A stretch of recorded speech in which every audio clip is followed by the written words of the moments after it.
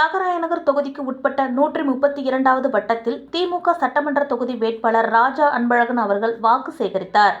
சென்னை தியாகராய நகர் சட்டமன்ற தொகுதிக்கு உட்பட்ட 132வது வட்டத்தில் வட்ட செயலாளர் KS வெல்டிங் ராஜா ஏற்பாட்டில் திமுக சார்பில் தியாகராய நகர் தொகுதியில் போட்டியிடும் ராஜா அன்பழகனை ஆதரித்து 132வது வட்டத்திற்கு உட்பட்ட பகுதியில் உதயசூரியன் சின்னத்திற்கு வாக்கு சேகரித்தார்.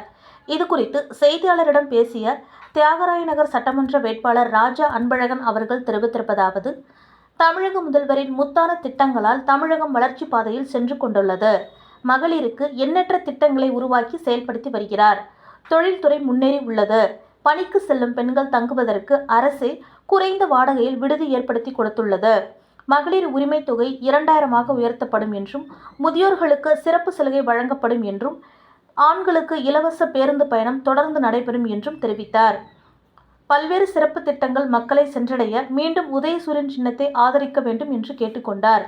பிரச்சாரத்தின் போது தியாகராய நகர் மேற்கு பகுதி செயலாளர் K. ஏழுமலை, கிழக்கு பகுதி பொறுப்பாளர் கோ. சு. மணி, 132வது வார்டு மாமன்ற உறுப்பினர் கார்த்திகா பாஸ்கர் உட்பட கட்சி நிர்வாகிகள், கூட்டணி கட்சி நிர்வாகிகள் கலந்து கொண்டு உதயசூரியன் சின்னத்திற்கு வாக்கு சேகரித்தனர்.